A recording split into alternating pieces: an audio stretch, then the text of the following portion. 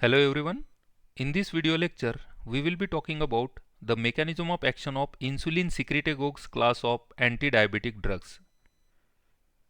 So, first of all, we'll see a brief outline of the pathophysiology of diabetes mellitus. Normally, in response to increasing blood glucose level, the beta cells of pancreas secrete insulin in the blood. Insulin acts on its receptors in the skeletal muscles and triggered the mechanisms like GLUT4 translocation to transport blood glucose into the muscles. In first type of diabetes, the autoimmune destruction of beta cells occurs in the pancreas.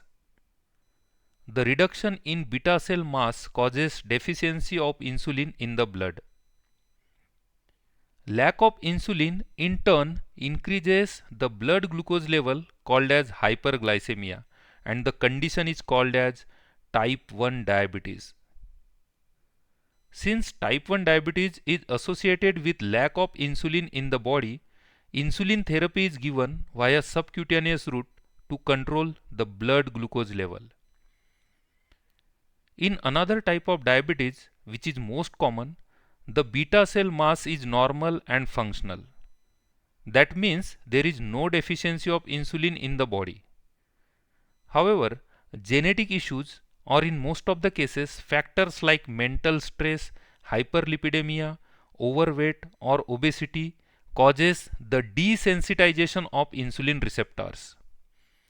This in turn increases the blood glucose level and the condition is called as type 2 diabetes. In type 2 diabetic patients, oral hypoglycemic drugs are given to control blood glucose level. Various therapeutic approaches have been used in the management of type 2 diabetes to prevent the hyperglycemia. These involves the drugs which increase insulin secretion from beta cells, for example glibenclamide, the drugs which inhibit glycogenolysis and gluconeogenesis, for example metformin, the drugs which increase insulin sensitivity, for example pioglitazone, the drugs which inhibit carbohydrates intestinal digestion and absorption, for example acarbose, the drugs which increase urinary excretion of glucose, for example dapagliflozin, as well as lifestyle management like healthy diet and regular exercise.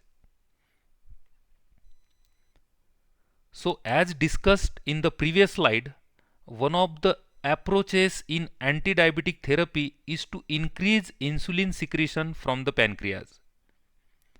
Insulin secretagogues are the oral anti-diabetic drugs which enhance the release of insulin by stimulating pancreatic beta cells. Therefore, they are effective only in those type 2 diabetic patients who have functional beta cells in their pancreas.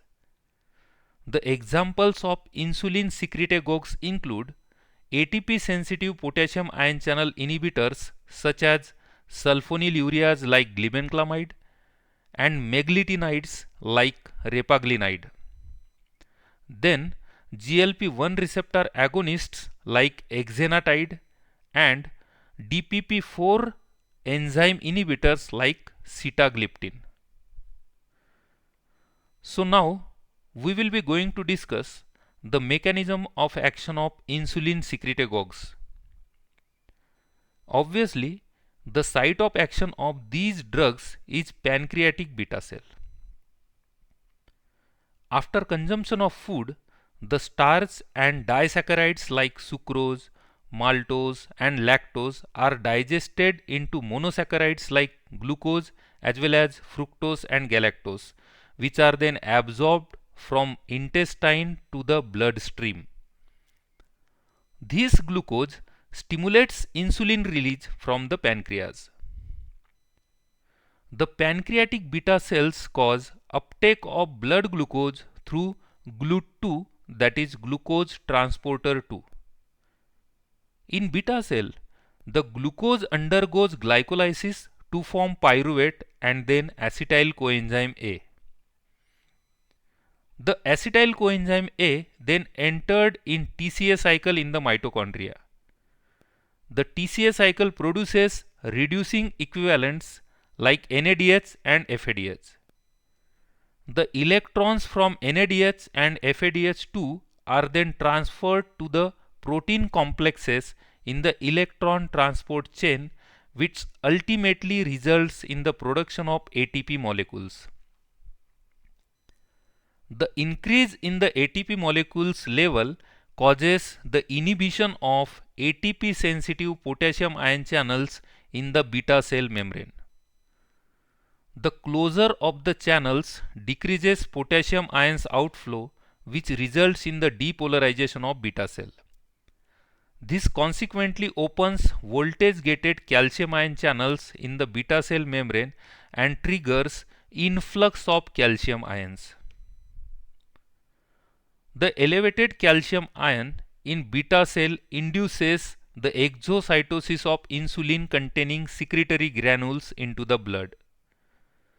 This mechanism of glucose-induced insulin release is the main target for insulin secretagogues class of antidiabetic drugs. The drugs like sulfonylureas and meglitinides inhibit ATP-sensitive potassium ion channels in the beta cell's membrane and ultimately triggers insulin release in the blood.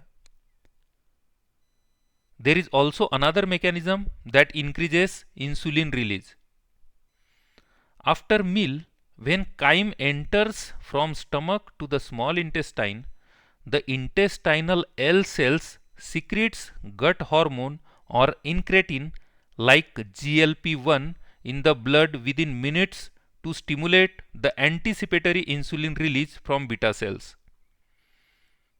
After its release, glucagon-like peptide 1 acts on GLP-1 receptor on beta cell and opens voltage-gated calcium ion channels. The influx of calcium eventually causes insulin release. Incretin mimetic drugs like exenatide activates GLP-1 receptor and increases insulin secretion. It is important to note that GLP-1 is metabolized by dipeptidyl peptidase 4 enzyme. The drugs like sitagliptin inhibits DPP-4 enzyme and prevent GLP-1 inactivation.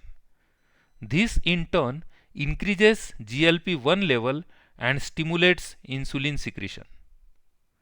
So that's all about the mechanism of action of different insulin secretagogues antidiabetic drugs. Thank you.